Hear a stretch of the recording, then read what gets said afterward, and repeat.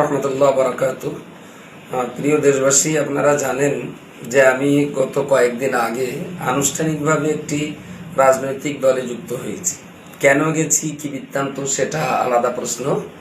কিন্তু অরাজনৈতিক একটা সংগঠন অল ইন্ডিয়া সুন্নাতুল জামাত, যেটা আব্বা প্রতিষ্ঠা করেছিলেন, মুফতি সাহেব দীর্ঘদিন তার সম্পাদনা করেছিলেন, তারপরে আমি প্রায় এক যুগ ধরে তার সম্পাদক ছিলাম।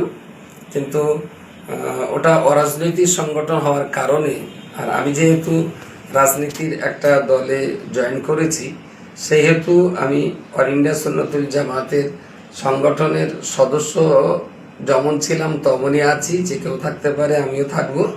তবে কাজের চাপের কারণে সম্পাদকের পদ থেকে আমি আপাতত রিজাইন দিলাম, এবং এই সম্পাদকের আমার রিজাইনটা মুফতি সাহেবের কাছেই। তিনি একা সামলাবেন, অন্য কাউকে দিয়ে সামলাবেন, সেটা তিনি রয়েছেন, বা সেন্ট্রাল কমিটিতে আরও যারা আছেন তারা চিন্তা ভাবনা করবেন। তাদের প্রতি আমার শ্রদ্ধা থাকলো। তবে এটা ঠিক সংগঠনের কোনো ঘাটতি, কোনো ক্ষতি বা কোনো পিছিয়ে যাওয়া বা কোনো থমকে যাওয়া এমন পরিস্থিতি থাকলে আমি সম্পাদকের দায়িত্বে না থাকা সত্ত্বেও যে কোনো কাজ যখন তখন আমি আবার করতে পারি এবং করবও বটে। কারণ এই সংগঠনেই আমার উত্থান, আর এই সংগঠন ছেড়ে আমার বাইরে যাওয়ার কোনো জায়গাও নেই, আমি যাবও না।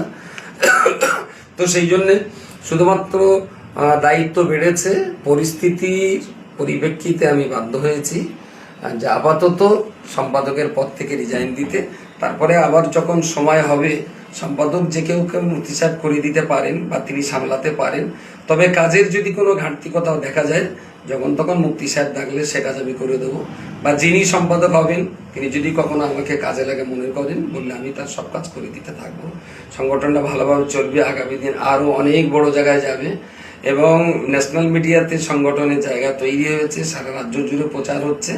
এবং আমাদের শিক্ষার যে পরিস্থিতিটা আমরা নিয়ে কাজ করছিলাম, এই শিক্ষার পরিস্থিতিটা আরও গোটা দেশ, রাজ্যের বাউন্ডারি ছাড়িয়ে একদিন সারা দেশেই পৌঁছাবে, সেই চেষ্টা আমরা চালিয়ে যাচ্ছি। আপনার সঙ্গে থাকুন, সহযোগিতা করুন। আসসালামু আলাইকুম রহমতুল্লাহ।